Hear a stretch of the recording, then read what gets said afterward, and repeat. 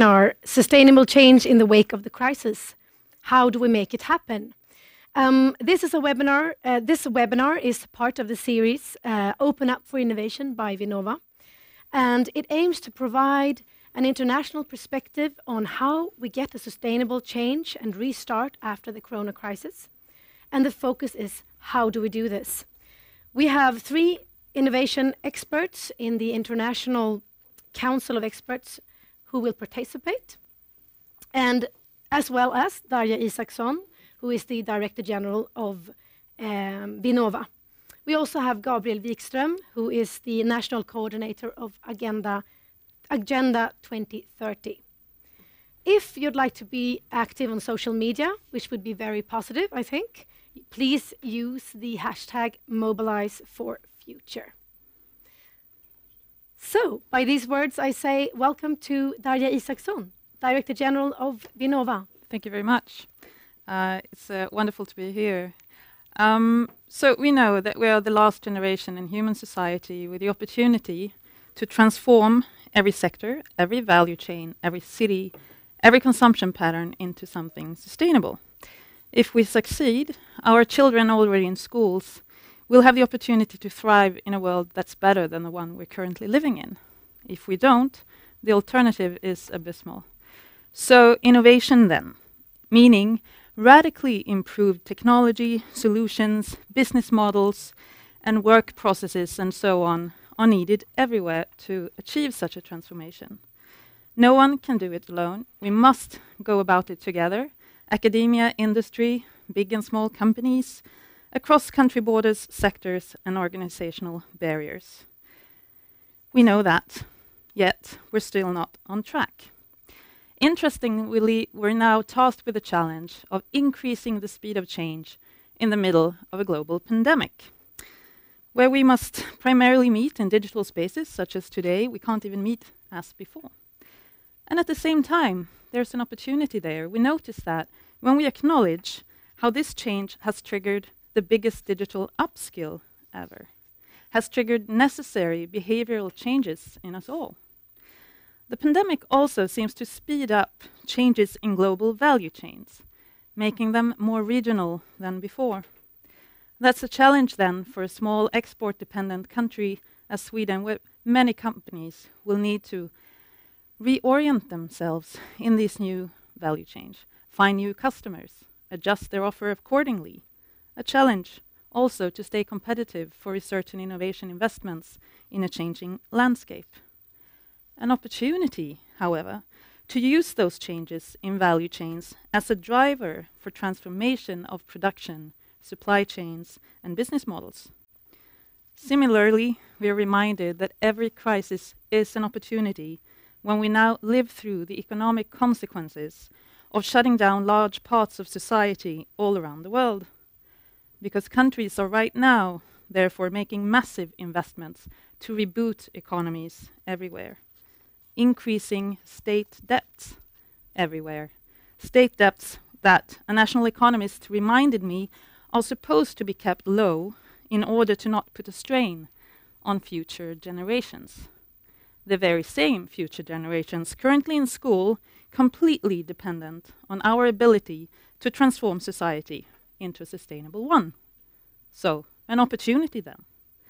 An opportunity for us to invest wisely, acknowledging that this transformation is also what Mark Carney, former head of the UK National Bank, called the biggest business opportunity of a generation, comparing it to the first industrial revolution. Many business leaders by now agree. Investors prioritize impact portfolios that outperform traditional ones.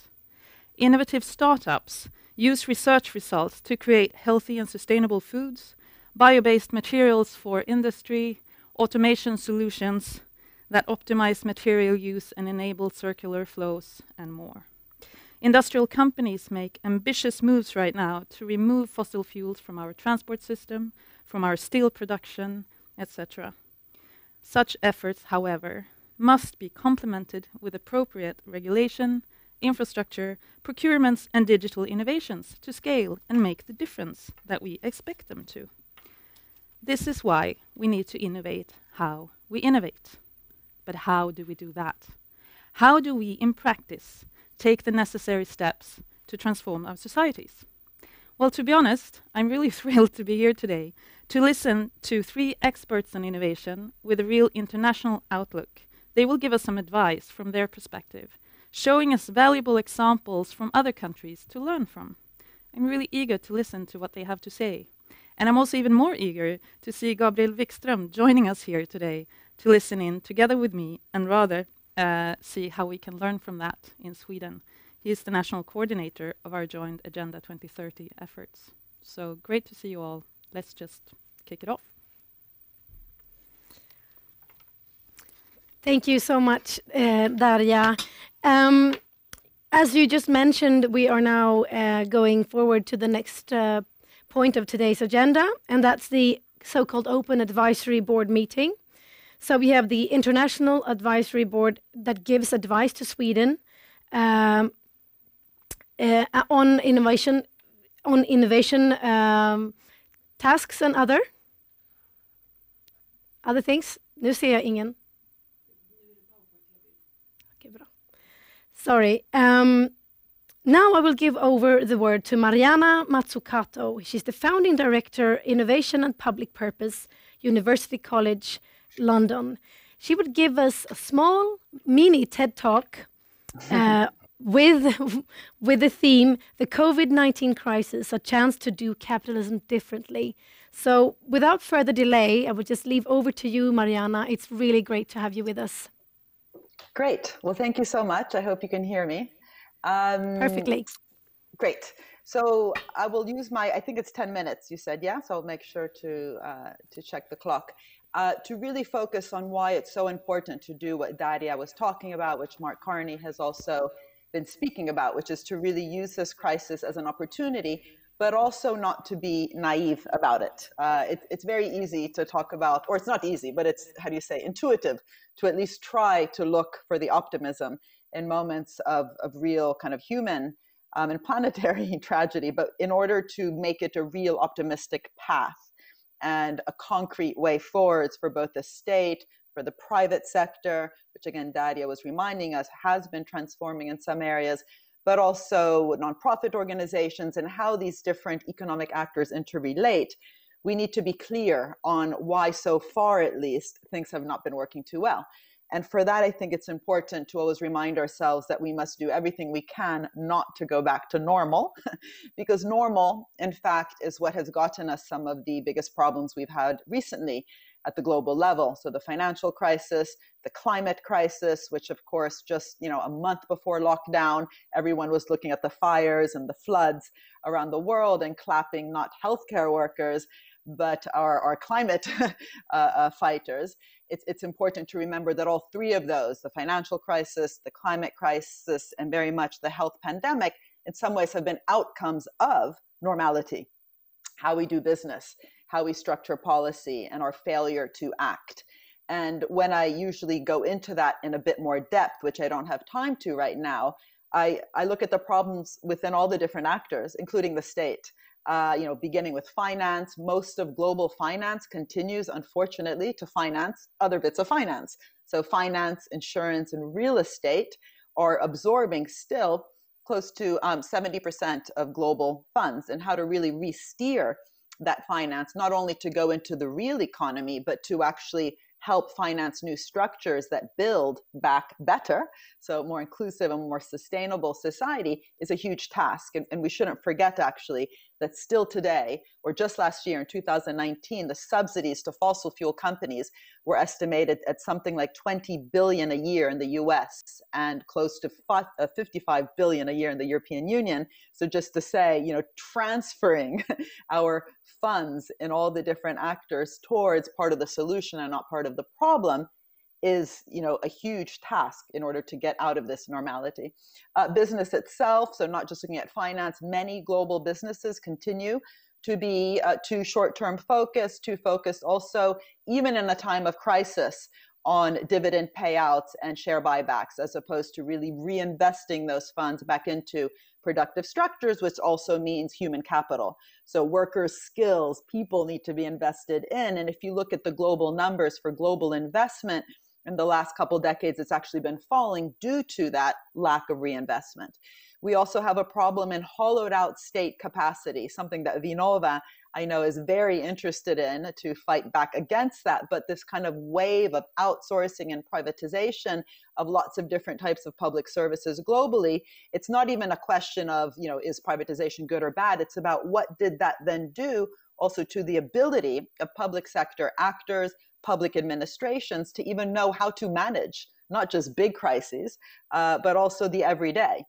In the UK, just to give you an idea, Brexit is actually being, to a large extent, managed by the big four consulting companies due to a lack of capacity actually inside. And there's nothing deterministic about that. That's sort of a choice we have made of how to structure our state institutions, which to a large extent, I believe, have been weakened by the idea that they are just there to solve a market failure, that you actually have to wait for a crisis, a small crisis, a medium crisis, a large crisis, and the market to fail to actually intervene. And we don't have a strong enough framework that is actually much more about the co-shaping and co-creation of markets between business, state institutions, and increasingly, again, the nonprofit sector. And we need a new framework in order to even justify those investments in-house, because just like with the private sector, it knows it cannot create value without thinking out of the box, taking risks, welcoming uncertainty. The same thing is, of course, true for any value-creating institution, also in the public sector. And this is something I'm very excited that we're working with Vinnova closely on, which is what does it mean to really kind of redesign tools like procurement, grants, loans, prize schemes to really become levers of that active value co-creation, not just fixing. Anyway, if you look at all those different problems I mentioned in the financial sphere, in the business sphere, in the state sphere, in some ways, COVID can just make those worse because we end up just focusing on the immediate crisis. And even in some ways, just focusing on handing out money to those most in need, as important as that is. And I think my next kind of point is that, yes, we need to be providing cash flow to businesses. Of course, we need to be thinking about different, again, policy tools, whether it's universal basic income or others for citizens on the ground. But the details matter. How we actually structure the recovery matters a lot too, what kind of growth we get afterwards. Because we should always remember growth doesn't just have a rate, but a direction itself.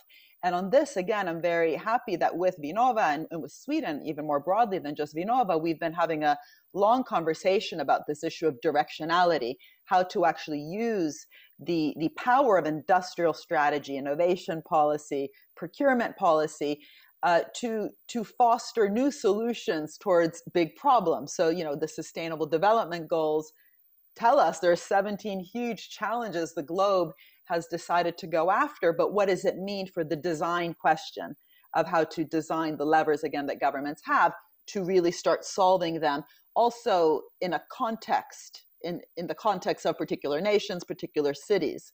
So obviously, we can talk about the SDGs very generally, but then how they land, for example, for a carbon neutral city will depend on a lot of different factors of how that city currently is bringing together different stakeholders. But this idea that the challenges themselves, which are quite broad, need to really kind of get to be more concrete through a moonshot or mission-oriented approach. So we can talk about, a plastic-free ocean, not just a clean ocean. It's that way of working, of creating concrete targets from broader challenges that really galvanize intersectoral investment, collaboration, and innovation, and also require a redesign of the instruments in hand, whether it's procurement, grants, and loans, is something that we've been working now with Vinnova and are very excited about. And I think that it's precisely this approach that today is needed more than ever. The kinds of problems that COVID-19 has thrown to us, both in the health sphere, but also, of course, in the digital sphere. If we think of the digital divide, just how differently different students are getting access to the power of digitalization, depending on their social and economic background, this really provides a governance challenge. It's not enough to have data and digital as a general purpose technology. It has to be governed. And the best way to govern is also to learn from experience in actually solving problems. So really thinking about the public education and public services, whether it's public health, public transport, and public education, as vehicles and funnels through which to bring this mission-oriented approach, I think is quite exciting. And again, here, Sweden, I think, is ahead of the game, because you have used even the word welfare state in your recent mission making. I find it very inspiring that you've been talking about fossil-free welfare state, which immediately makes one think that it's not just about kind of, you know, generic targets. It's about really unpacking the whole value chain of activities that occur through our public transport system, through our public health system, through our public education system, and to bring targets of sustainability and carbon neutrality to those funnels, but again, redesigning the instruments in hand. And, you know, third, I think what's interesting, coming to the point about international experience, is that what we've seen with COVID-19 is it really matters, you know, how these policies are devised. So, and it also matters how much governments have been investing in-house in their own, as I was mentioning before, public administration. Two parts of the world that I think we were all quite surprised by, I myself had not been looking at them as sources of public innovation, were Vietnam and the region of Kerala in India. So in Kerala, the state of Kerala's success story, in contrast really to Apache national Indian response, was to a very large extent, in some ways, a result of long-term investment in the health sector, including protocols that were put in place after the Nipah virus outbreak, and also successful public-private partnership model that they had really begun to experiment with, and in some ways were bringing to the fore in big international conventions on public sector innovation. And also what was interesting was a high level of citizen trust that was built over the years. And again, you know, through really active citizen engagement, complemented by self-help groups amongst migrant workers. And that experience, that experimentation on the ground, proved very useful for what they then brought to the table with COVID-19. In Vietnam as well, what was interesting was its ability to mobilize different parts of society, so academia, the army, the private sector, civil society, around a common mission, and strategically use health, research and development, and procurement to crowd in innovative solutions, was quite extraordinary, especially given its phase in the development path. And last, sorry? No, please go ahead. I'll finish in 2 minutes. And lastly, and I'll ask my questions. Sorry? You will finish and I ask my questions. Please go ahead.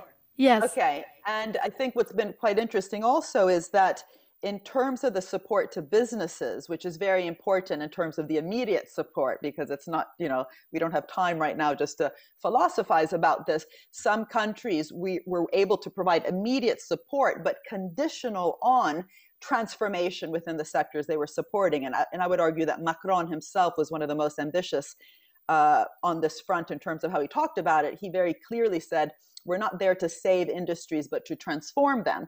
And that doesn't mean to micromanage them, but it did mean creating strong conditions attached to the help that, for example, the car manufacturer Renault received, and also Air France. There was conditions on carbon reduction, or in Denmark, in your part of the world, there was conditions on not using tax havens. So companies that have overly used tax havens were not eligible for some of the bailouts.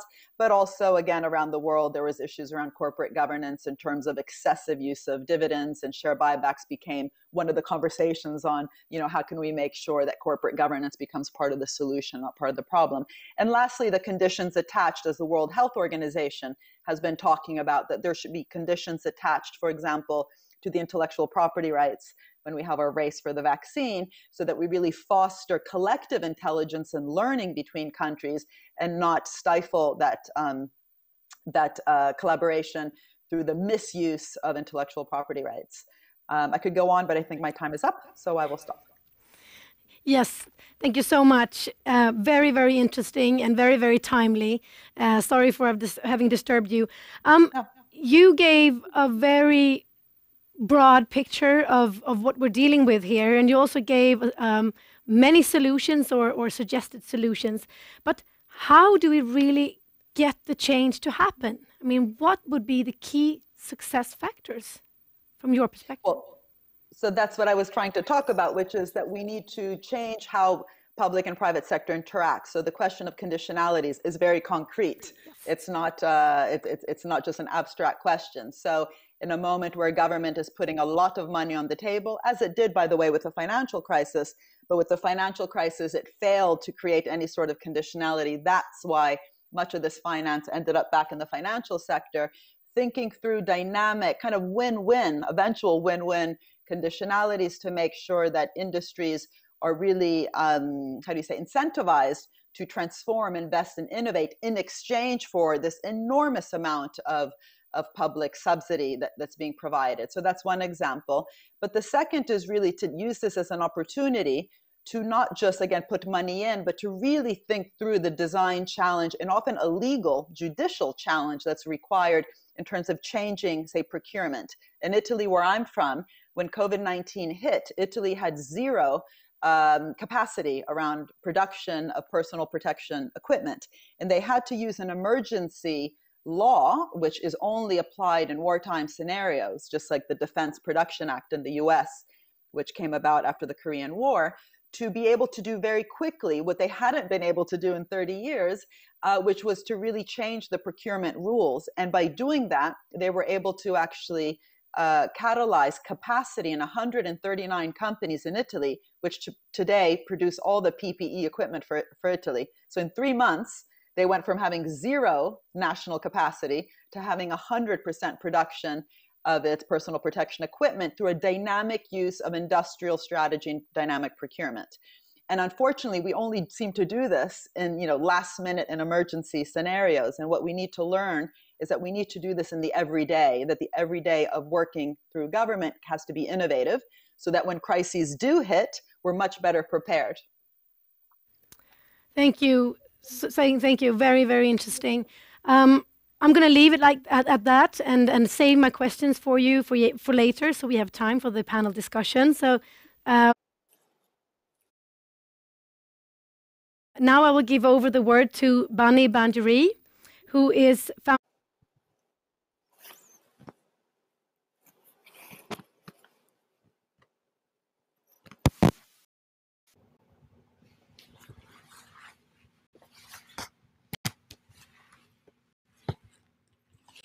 I seem to have lost sound.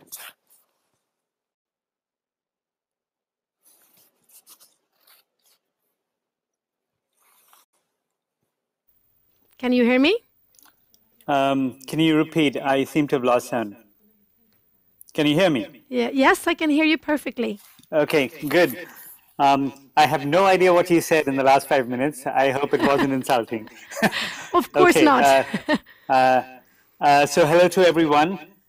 I think I want to go back to what the tone in which Daria framed the problem.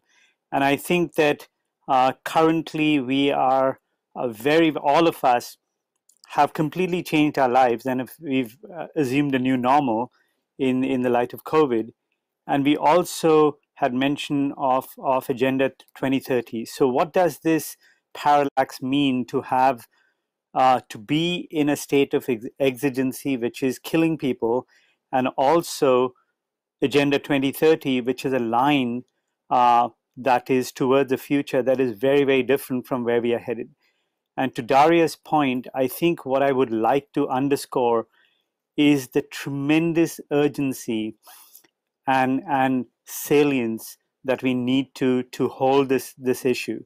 We are at a very, very tense moment in the history of our time, and what we are faced with, the challenges are marked by a set of attributes that are very different from what our organizations and institutions are really geared for, in the way that they're very, very systemic, they're immensely scaled, they're urgent, they're complex, and they're multi-outcome. And so what that implies is that the way we approach them is quite different from the way we are used to approaching challenges, and yet we are entrenched in systems that, despite our best efforts, do not seem to allow us to do anything other than incremental when compared to the scale of the challenges. So I think I want to underscore the attribute that is the fact that we are facing systemic challenges, but our approaches are not necessarily scaled and not necessarily systemic. And so I'm going to frame it as such. I'm also going to underscore the degree of urgency, and then I'm going to pause there and wait for questions. Thank you so much, Bunny. It's really good to hear your voice and see you. Despite the fact that we had that major power outage in California earlier, you told us about. Yeah. You are a proponent of system approaches. Can you just elaborate a bit more on this? What does it really mean, and why is it important? So a systems challenge is quite different from a complicated challenge, which might have many different parts, but these are interrelated in a way such that you can predict exactly what's going to happen and break them down into subcomponents like a car. But systemic challenges are ones which are hugely interrelated, and the actions of one part influence the other parts, and that is our world right now. And the kind of challenges that we are facing, such as climate, such as all the outcomes in the SDGs, are the Sustainable Development Goals, the Agenda 2030, are systemic challenges that are the natural outcomes of complex interactions in the way we have arrived and how we have set up our systems, which is our institutions, our economic systems, including our behavioral systems. And so these are natural outcomes of the way we operate. And the dominant systems, such as our economic systems and our behavioral systems and our institutional systems, are ones that are perpetuating the systemic nature in which the outcomes are headed in a direction that are very different from what we would like. And so it stands to reason that if we are chasing outcomes that are systemic in nature, then our approaches should also be systems-based approaches, and we should do what I call systems acupuncture, which is a methodology where we need to identify where in the system we can intervene so as to create new behaviors in the system, leading to new outcomes that would be natural to that new behavior. Thank you. If we just look back on the pandemic period that we have behind us, from that perspective, how should Sweden think about itself and the future, from your point of view, your scientific research? So, firstly, let's just talk about what the COVID has meant. It has been a scalpel and a flashlight at the same time, and it has laid bare so many things about ourselves, and it also creates a unique opportunity. So what the COVID first of all has shown us is that it is possible for the entire planet to act very differently from how it has been acting, and this is unprecedented. We have had exigencies that have caused global wars, etc. But this is it's a different kind of action that has involved every sector, and we've seen how our lives are changed, and we are willing to do that. But on the other hand, it has also demonstrated the extreme fragility and the inequity in our systems, and the deep fault lines that lie in the way we operate. And let's not forget that COVID is one event, and it's actually a symptom of the type of things that we're going to have. And it is arguable that even COVID is related to the fact that COVID happened. Is the root causes are also related to the changes that we are making to the planet and the larger systems, and the pressures that we are putting on our planet. And this is not the only one. There are more to come. We are entering a very very violent era. On the same time as that, we are also looking at the future that is headed towards a direction that is marked by increasing lack of resilience. So for Sweden, the position is first of all to recognize that the world is looking at Sweden not as a small country that has been very successful economically and so on, but as a thought leader. You're taking a stance which is unique at a time that is conceptually like arriving at a fire site dressed like a fireman. You have solutions and the potential to create solutions for the planet. And meanwhile, you're taking a very aggressive stance on that which matters, which is sustainability. And so to use that dichotomy is very, very important for Sweden. I think if one can say that, let's get serious about this change in direction, because changing of directionality is absolutely necessary.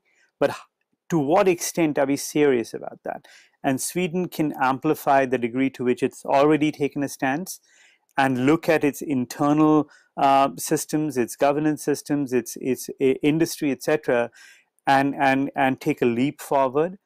And at the same time, not think of itself as its own market, but think of the globe as its market. And just as Volvo doesn't think of just selling trucks only to Sweden, it's a global player.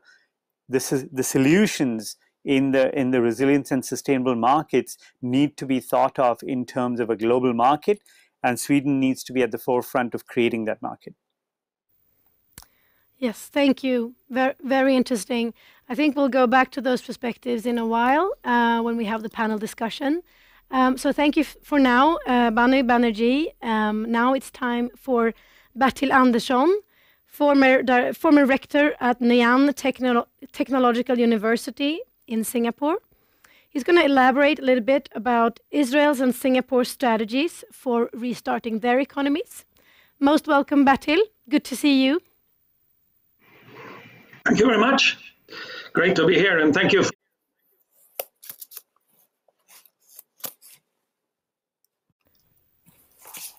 Now we can't hear you, Bertil.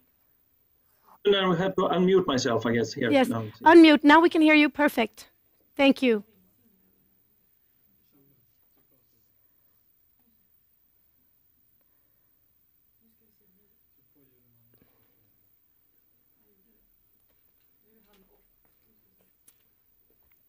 Now you're back. I can see you. Can I hear you? Okay, do you hear me? Yes, loud and clear.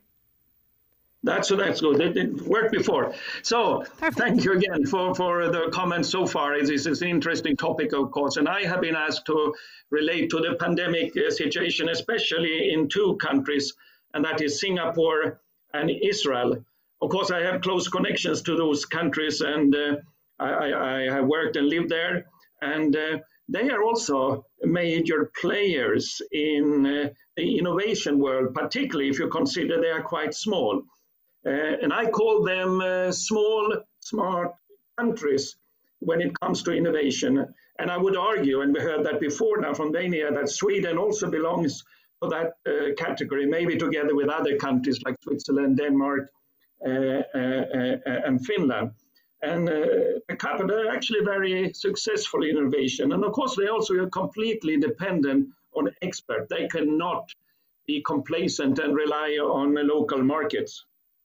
And there are no process which I happen to be involved in to connect these countries closer to each other in the footsteps of the pandemic now in the global innovation space, in a way to create the critical mass. Small countries together can create impact. So the question one can ask is, have these small countries managed the corona crisis better than the big countries? In other words, have they been able to be smart and act smartly? Well, looking at Singapore and Israel, they have not had any major issues with capacity and infrastructure in a sense. a country like Israel that constantly is at the blink of a war is prepared for crisis. Singapore, on its side, probably the most rigorously planned country in the world, and therefore also managed quite well. However, indeed, the pandemic has triggered and prompted developments in the innovation sector in these countries. So let me give you some examples, particularly related to sustainability. Singapore imports basically all food for its 6 million inhabitants in the tropical city-state. Meat and fresh milk is, for example, flown in every day from far away Australia. A lot also comes from Europe and the rest of Asia, of course. The pandemic has shown that this strategy is not longer sustainable when it comes to feeding the nation. The Singapore government, which can be top-down, has therefore declared by 2030, Singapore must be 30% self-sustainable with respect to food. Today, basically only 0%. And of course, here we are talking about a system change, a big change, a system change. And the R&D system has promptly been changed accordingly. So new priorities and money are now focused to smart food, plant sciences and tropical biodiversity, high-tech agriculture, and not the least, and that's important, urban farming. Singapore has no agricultural land, but they have a lot of skyscrapers that now will be used for farming. It will require a big bang for new innovation, I think interesting innovation. Well, moving over to Israel, it is famous for its many startup companies and is often referred to as the startup nation. I guess that's why Vinnova also has a presence there. Israel's government has, however, not been very good at supporting its business sector during the pandemic. So the startup nation, you could say, is actually suffering at the moment. These small startup companies, as you realize, are economically very vulnerable. But there are also positive trends, I think. Typically, Israel's startups are known within the ICT sector and in the biomed tech. But I have more recently seen developments towards food and agri-tech, just like in Singapore, such as smart food, new protein sources, stem cell-based meat production, and a lot of agriculture robotics. Finally, in a more general perspective, I feel that the R&D systems in these two countries within themselves have been more aligned. It's always easy in a country that research, the R&D system becomes fragmented in a two-dimensional manner. Several research performers combined with several research funders, and all with different agendas and priorities. Particularly if I look at Singapore, and I'm a member of their NRF Science Advisory Board there, I see that the whole R&D ecosystem has become more focused, aligned, you could say, in the footsteps of the pandemic. You talk about the system rather than the component.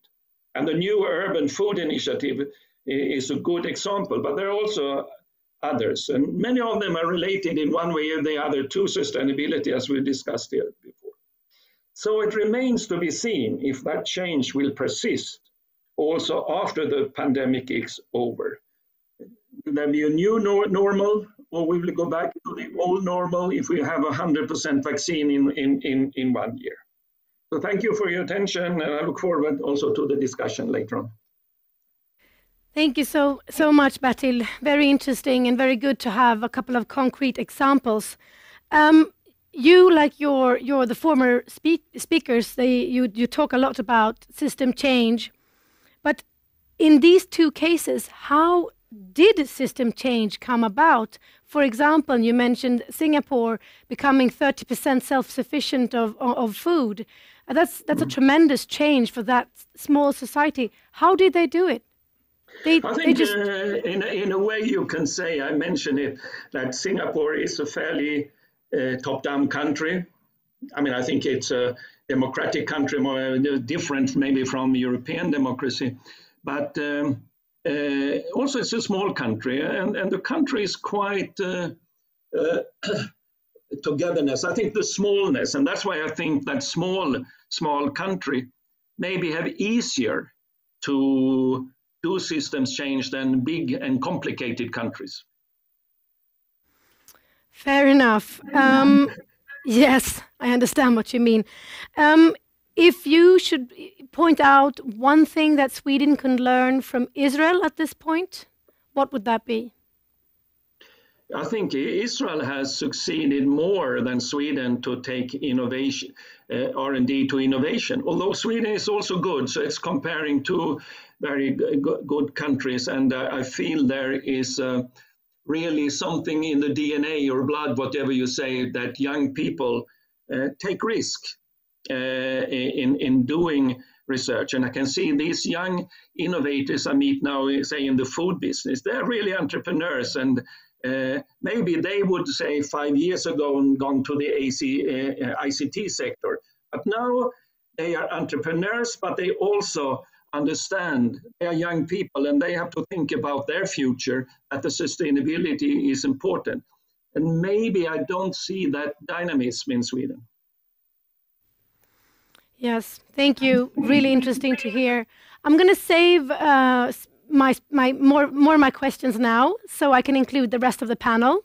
Thank you for this interesting speech, Bertil, and I welcome Gabriel Wikström, who is coordinator of Agenda 2030, national coordinator of Agenda 2030, and also Darja Isaksson back into our webinar. And now we also have all of you online, I hope. Mariana Mazzucato, Bani Banerjee, and Bertil Andersson, who have all given really interesting speeches and reflections on this today's topic. But before we start, I think it's time to give the word to Gabriel Wikström for a while. Tell us about your role. Tell us about your work at this right now. Well, thank you very much. Well, I think that considering the complexity of the 2030 agenda and the multitude of people and actors that need to be involved in the work, everyone in Sweden really came to the conclusion that you need to coordinate this work in some way. And so that is not really the interesting question. The interesting question is why now? And the thing is that we have been living with the 2030 agenda for 5 years. It has been a lot of analysis, it has been a lot of planning, but not that much action. And I think that the government came to realize that if we would have some action, we need to provoke it by creating this role of national coordinator, but also by looking into legislation and into other factors of the society, because things are moving too slowly. And my role is really to speed it up and be a facilitator for action. Very important role, as it seems, and when listening to all of the experts, they all sort of urge for a bit more tempo, more action. So how can we be quicker? Well, I think the first step for every society is to measure. We need to measure progress and draw the right conclusions. But it is, of course, like in all research, important what do we measure.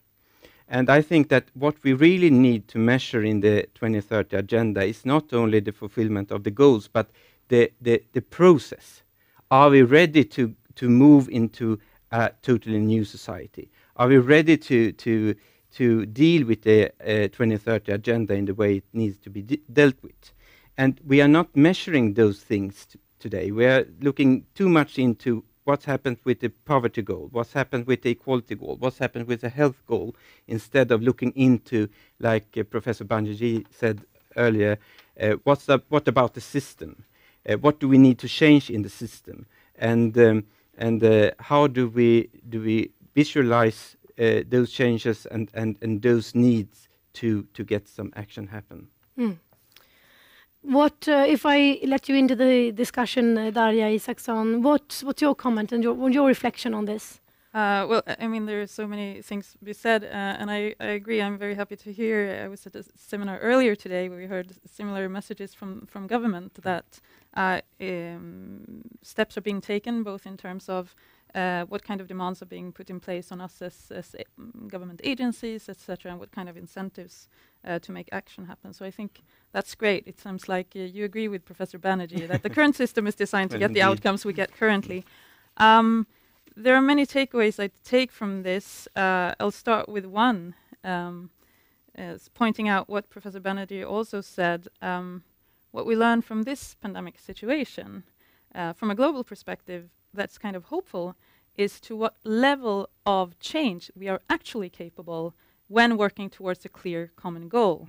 I think Mariana Mazzucato will agree. This is one of the reasons why you have been a clear proponent of a mission-oriented agenda. So that has really led to us as individuals, as organizations, as countries, as companies, to reprioritize, to change our habits and the way we work. So there are many things to learn from that.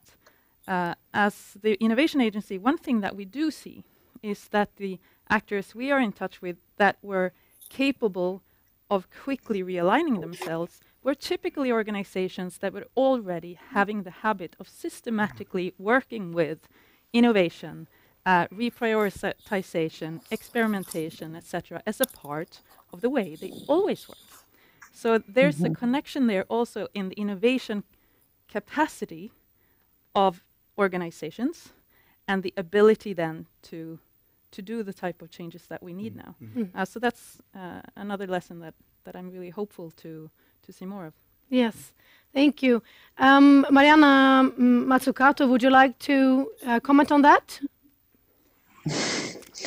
I mean, I think we're all agreeing, and it's nice how we're coming to it from a different lens. So, you know, this idea that we end up with the system, which is problematic, but that we have imagined, the need to reimagine then requires sort of very different concrete tools and paths. And I just wonder sometimes, I mean, maybe I can provoke Banerjee a bit. If we're all agreeing, we'll bore your viewers. You know, people have been talking about systems theory for a long time. I did part of my PhD at the Santa Fe Institute and those nice Sangre de Cristo mountains behind us. What's been the problem in getting some of those reflections, which are really deep, into actual policy making? I mean, is it just the thickness of the heads? I assume not. There's many bright people in government. Are there incumbency effects? Is it ideology? Is it just difficult? I mean, what's the actual problem? Because it sounds intuitive, and we both talk about it in our own way. But in your opinion, I have my own view, but what do you think has held us back? That's such a big question, but I'm going to take it from my favorite angle, which is that there's a fundamental difference between descriptive approaches and prescriptive approaches. And I think one can go into systems with a view that we are going to describe the entire system, get to the bottom of it, understand it fully, and then act. And that is not the designer's way, and this is a designer's challenge. And I think that fundamental difference puts you on one path or the other path. The simple thing is that we are headed headlong towards a future that is extremely brittle and is collapsing from under our feet. And if we take it as a design challenge and only do that part that is needed in a almost where the action and the thought are coupled really closely together, you actually see very different things, and it's an innovation of a different order where you're actually proposing what can be done with a theory of success that is based on systems. So everything has a theory of success. You can't make a cup of coffee without a theory of success, but the implicit theory has not been systems-based, they have been deterministic. And hence, why are we surprised that we haven't had a system that works cohesively? I mean, I would agree with you. I just come in for a little and bit. You can come in for, yes. just really quickly, I mean, on the vaccine, which itself is a systems issue, right? I mean, any sort of pandemic by definition is a systems issue. If you look at the design challenge for how to govern the innovation around the vaccine, there's strong incumbents, there's strong profits, you know, there's reasons why, you know, some maybe are pretending they don't understand the difficulty of this complexity. And I think we need to be very clear. I mean, almost map out some of the interest, and then just to be very clear on what that means to have a new system, and also the long run growth trajectory. But if we pretend that we're all in it together, you're absolutely right. A bottleneck. Yeah. If I may comment on that point, which is one of the failures, is that we pretend that we are all in it together, and we are not. The incentives the structures are not really designed to move towards cohesive success. But I would say one of the other failures is that a whole lot of our failures at the level of the commons, and they're not a part of our economy. So we are essentially driving towards certain parameters and optimizing for those, and the rest of them are not in the market. So, and that is one of the biggest opportunities that Daria spoke about, that it's a massive market, which is already beginning to show its hand, that we actually need to move towards and essentially create multi-outcome portfolios that track multi-outcome incentives. And I'll just make an effort to say something about what that means for me at Vinnova, and then we'll come back to there's a reason why we appreciate so much having these advisors, because they're going to keep pushing us. But so since we agree that right now there is an urgent need to invest and prioritize the new normal, not the existing system is perfectly designed for the outcomes we're getting right now. So that puts a big responsibility for all of us government agencies, for instance, that are actually given the mandate to fund. Mariana mentioned some of the research and experimentation on new tools that we are funding in order to explore, but we are also working to provide opportunities for those in industry that, together with public sector and civil society and academia, are ready to explore new solutions where they are simultaneously co-creating solutions, addressing also regulatory incentives, also the new business models, etc. And that's necessary, because one of the challenges we are facing today is that the system is built in silos, which are acting as active barriers. And I'll just give one example. You were previously working with health, I know. And so I was speaking to a person in charge of a large part of a Swedish region's healthcare budget, saying that 65% of our budget in healthcare could be impacted very positively by preventive measures on health. Now, those preventive measures all require action before healthcare even steps in. So we see these problems all the time, that the costs are in one part of the system, but the incentives to actually, what needs to be done needs to happen elsewhere. So that is why we need to work proactively on our food systems, what we actually, and how it's produced, or mobility issues, etc. So when we are talking quite practically about lowering barriers, creating incentives to work together with a systems approach, that's the kind of co-creation tools that we are, working together with different actors across the world and in Sweden to try to develop together. And I'm not pretending that we have done this before, because that kind of transformative change has not been done. But I think it's quite interesting to see that thought leaders such as our panel here are part in shaping those tools. So I'm looking forward to have more of that discussion. So again, that's why we need to both have the thought and the framework, the incentives, but also do the experimentation on the ground, as Benny mentioned, because it is also a matter of creating these tools, not only designing them. We have to explore them and try them out. Now, Now Gabriel waved before. Thank you.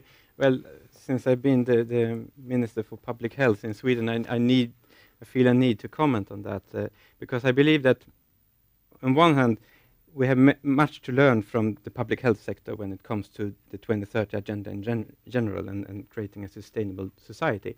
But speaking about system, this is also an example of an area in the society where we don't have a system in most countries. We have healthcare systems in all countries, healthcare systems, but we don't have public health systems.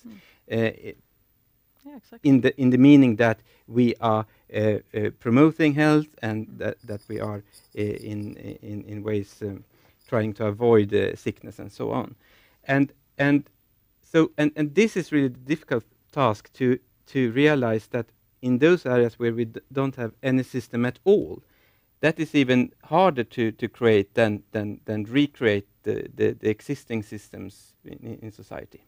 And I think that's why it's so encouraging to see then, for instance, coming back to Swedish but perspective, we're seeing all over the world experimentation with, for instance, regulatory sandboxing, acknowledging we don't know how it should work. Therefore, we must allow actors within the system, meaning government agencies together with municipalities, together with private sector, to explore new ways. Yeah. And that's the reason why we are currently looking at sandboxes approaches in some countries. We're talking about regulatory experimentation in Sweden, and then again creating the incentives for it by actually stimulating it. And that's where I'm very happy to see Vinnova being one of the actors that want to try to open up for that type of innovation. I think Can I ask a Bertil was question? waving. Yes, please. Yeah, exactly. Thank you. So just a very concrete. I mean, we talk about research, we talk about development, innovation, we talk about healthcare, we talk public, we talk research funders, we talk research performers, we talk private, public. Is it coordinated now? You're the coordinator. I mean, are these players coordinating in order to contribute to Sweden and to the world? They are not coordinated, and that is, of course, Are they sitting down biggest problem. talking? Well, Are they they are sitting starting to down talk with talking? each other. They are starting to talk with each other. And what is really interesting, not only in Sweden, but I think in many other countries, is that when it comes to climate change, when it comes to environment, those actors are more coordinated and they speak together. But when it comes to the social dimension and when it comes to the economical dimension, they are living the separate lives and they are not talking to each other. And especially when it comes to the economical dimension, they are really doing it all their own way. And I think that what this crisis really has shown that is that Sounds we can't like a have a university. separate I path always for have the to- economy. We need to discuss the economy. We need to discuss the economics aims in a context. And in this case, it's health, but it should be, of course, environment and the social dimension. Yeah. But may I just say, that sounds like the universities, I believe, it's hard to get the technologies and humanities to talk to each other, but you have to create systems for that within a university. And I think universities today are much better than they were 20 years ago, and Santa Fe Institute is probably the best example. So of course it has to be done. It's difficult, but therefore one has to try harder. And I think there is an urgency actually. And I must say, I've been away from Sweden for 18 years, and I'm coming back now, and I'm sitting various things in Sweden. And I think the talking is fantastically good. The plans are great. And then you said, Sweden are thought leaders. I'm not 110% sure that the implementation is as efficient. Yeah. I totally agree with you. Yeah. Sorry, did you want to comment, Benny? Go ahead, but there is I would like the opportunity of saying something that has come to mind. But Please you had a go question. ahead. Please go ahead. On one hand, I see a tension. On one hand, we want the immediacy of action, and we are saying that we need to work together, we need to break the silos, etc., etc. And then we are talking about the magnitude of the challenge and just how difficult and challenging a position we are in, and that is an existential threat, and it is a direct threat to people who are in high school right now, the kind of future they'll see, etc. Right? Now, as a theory of change, do we really buy that all our institutions are going to change in the way they work, work integratively, cross their silos, etc., by what we are doing currently and by having a message that do it in this way, and also have a whole bunch of very aggressive projects that are programs, etc., and that is going to scale up to the global scale. That is a little bit like saying that, you know, Mariana mentioned the word moonshot. That's not unlike saying that we want to get to the moon, and yes, we need telemetry and we need data, etc., but we are going to do it with an internal combustion engine. We are going to actually have, this is the engine we have, right? And I think that there is a propulsion system in the metaphor of that the engine that we really need, that has the theoretical ability to just make that really large hop, and that cannot wait for the rate at which our institutions change. So we cannot be gated by first changing our institutions and working integratively to the extent possible, to the extent policies allow us, and then act. We actually have to invert it. I think we need some agile mesosystems that embody some really, really aggressive system transformation initiatives, but do it in a platform and portfolio way minded approaches, with the infrastructure that can get around the speed with which our organizations can change, but also are the ways in which are the vehicles by which the organizations get the guidelines to not just work somehow by themselves and figure out how to change, but it's a forcing function for a much more rapid pace of change. So it's so what it points to is like an underscoring of Vinova's new position on moving more and more towards a portfolio and a platform approach, where it uses very aggressive systems transformation initiatives, not just as initiatives, but as a simultaneously a petri dish and a way in which to force our institutions to move faster than they normally can. Thank you. I think if we go back to the headline of the webinar, Sustainable Change in the Wake of the Crisis, I think you all mentioned it in some way in all of your speeches, that the corona pandemic has taught us to be swifter, to be quicker. We've proven that we can work together and create solutions very quickly. So if we apply that method on climate change issues and on Agenda 2030 goals, reaching those goals, how do we do this? How do we take advantage of the corona pandemic? If I give the word to you, Daria, first. No, I'm just so eager to listen to Mariana's reflection on what the correlation between the pandemic and emissions-oriented approach.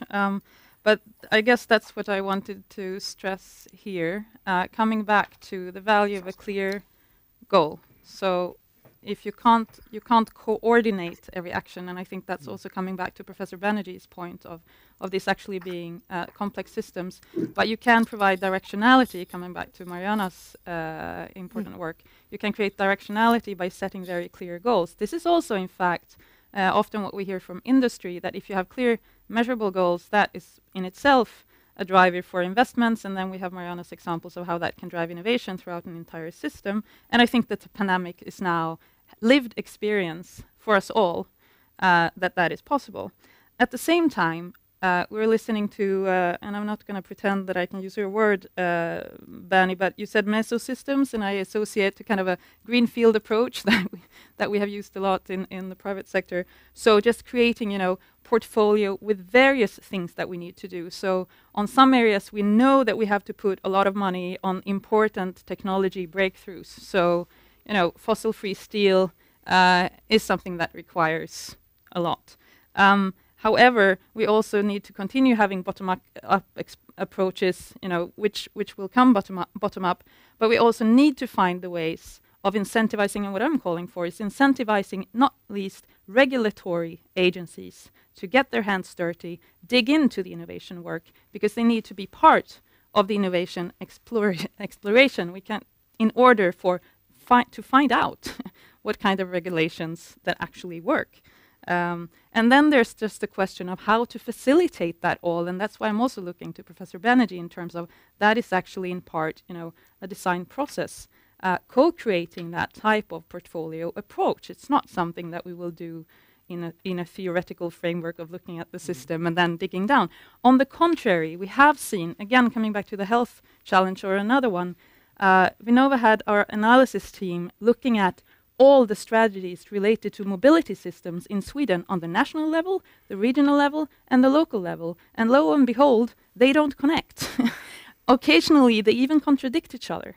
So we have this habit of working, on the EU level, and then on the national level, and then regionally, when we actually need to connect the dots from, up there down to here, and work through experimentation with that clear goal in mind. So I think that there are many cues in this discussion as to what we could start doing.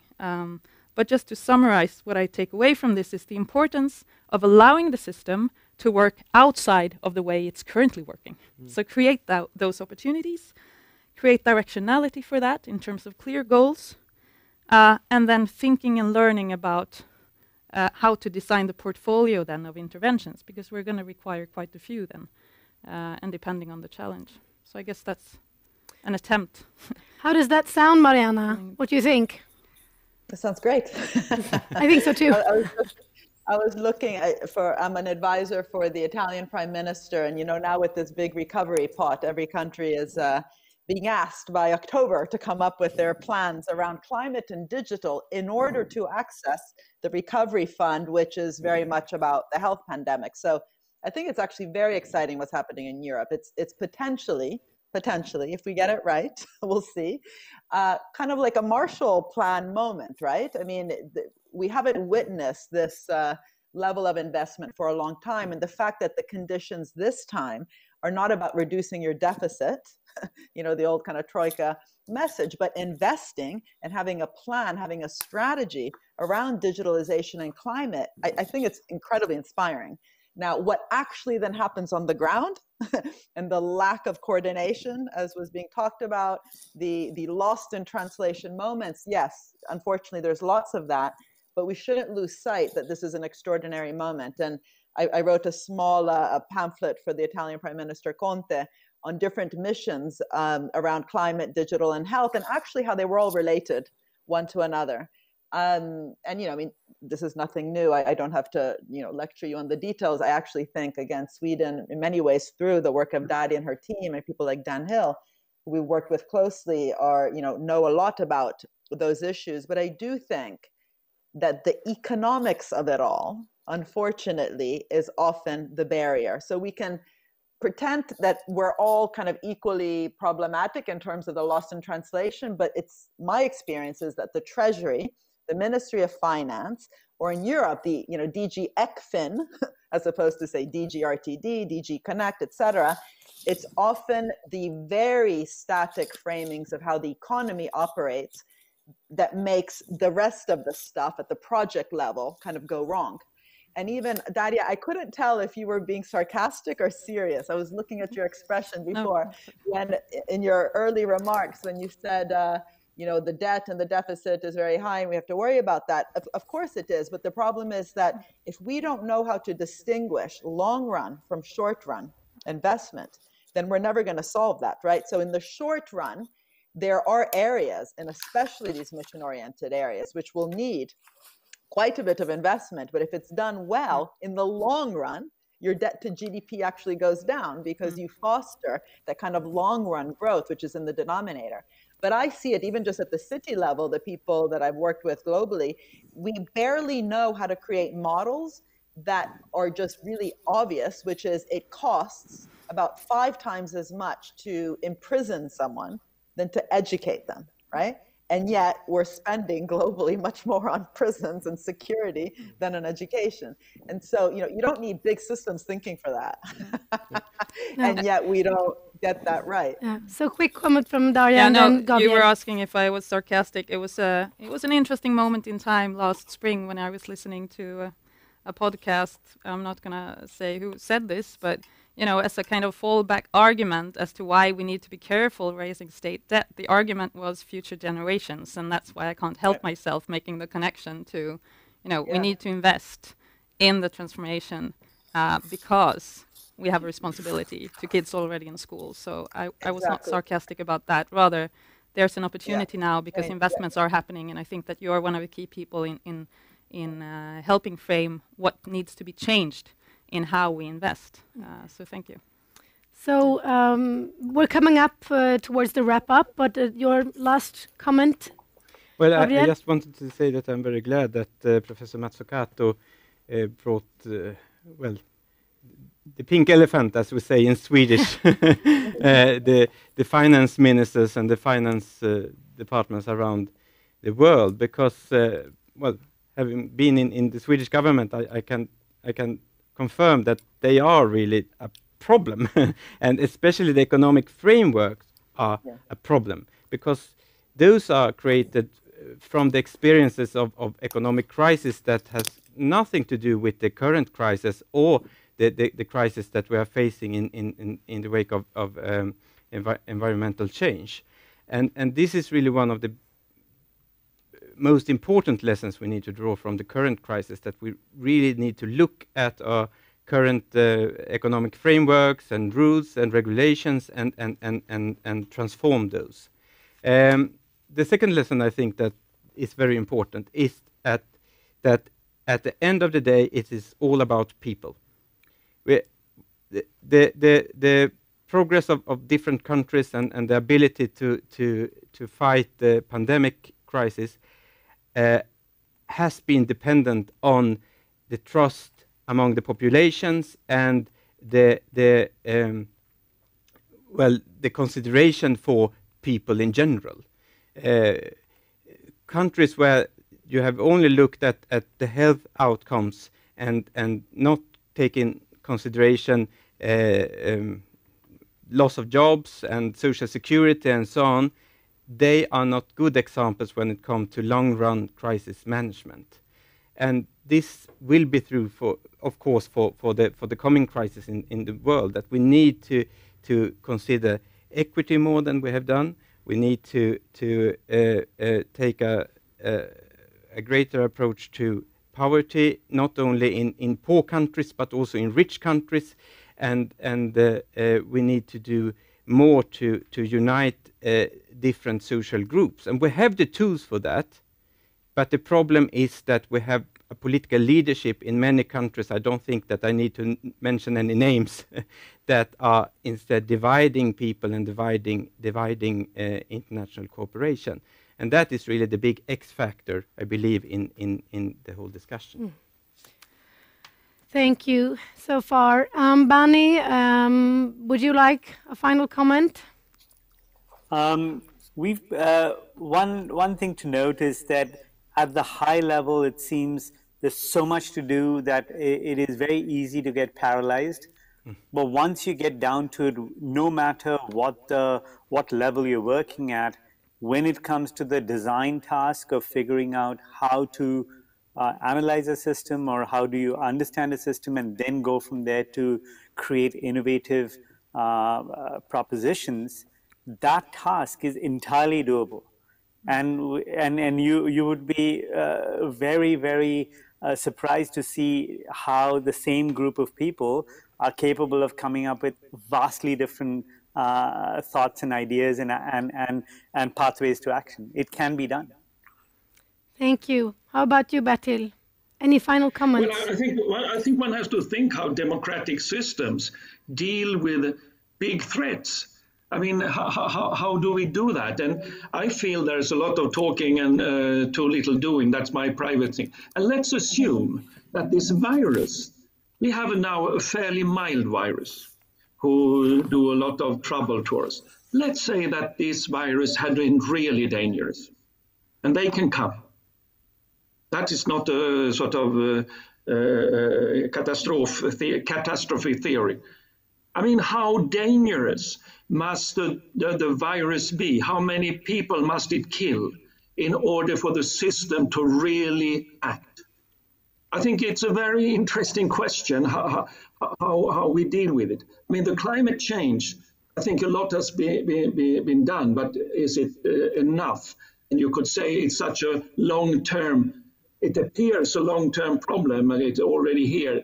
But I mean, there's still a lot of postponement. So I'm worried that democratic system has hard time, although best intentions, to deal with it. And I think the discussion now, and from you, Gabriel, you make me even more worried. Sorry about that. Yeah. I'm sorry.